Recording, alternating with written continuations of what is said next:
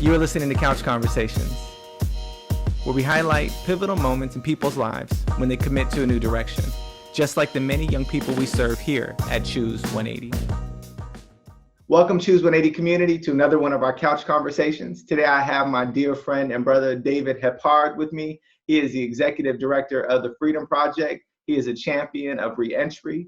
He is a great guy, and I am honored to be able to share virtual space with him today. Clearly, he's like somewhere in the background world of outside with the Space Needle. But, you know, I'm sitting here on the couch. We're going to have a couch conversation. David, man, share a pivot moment with me, something from your life, brother. I really appreciate this, man, making space. And yeah, I think a pivotal moment for me, I think one of the more pivotal moments in my life was when I met my wife. I met my wife when I was young. I was 16 when I met my wife. And it's pivotal for me because I come up in a lot of trauma. I was very angry when I was young, abuse and my circumstances. I gravitated toward gang culture because I felt that's the space where I felt acceptance and I had my needs met. You know, that was my family. And so in that, with all of that happening, I met my wife. And it was crazy because I'm young and I'm banged out, and it is what it is. But she was the first person in my life to ever see me, though, right? And that was powerful for me, right? And so at the time, it was heavy for me at the time, though, you know. But as I matured and I grew, I didn't really understand how significant it was.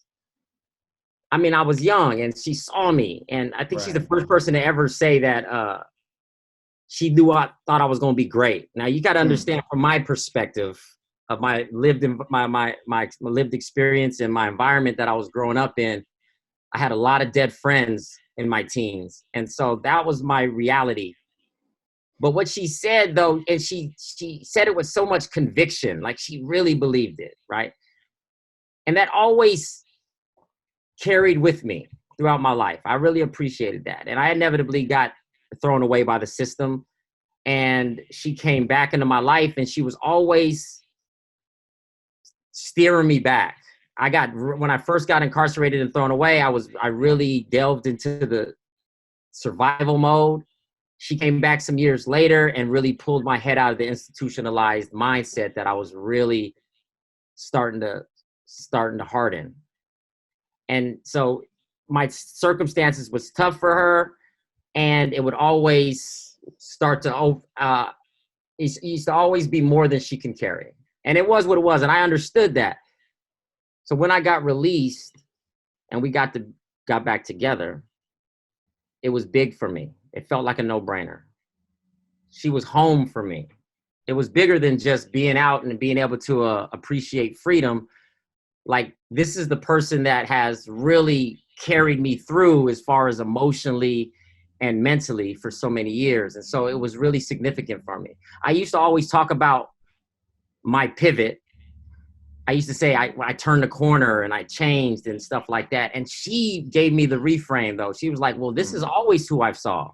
I always saw this guy.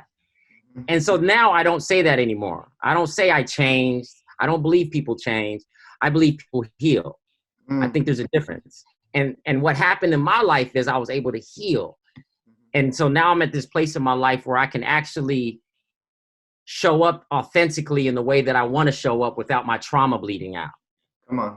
And so that's what's significant for me now. That's why she's so pivotal, because she helped me through that. My healing journey was probably more significant. And she was the remedy. I think like the beauty of so much of what you're saying is a couple of things that really popped for me. Number one, you had somebody early on that saw you as who you are and not as what you were doing.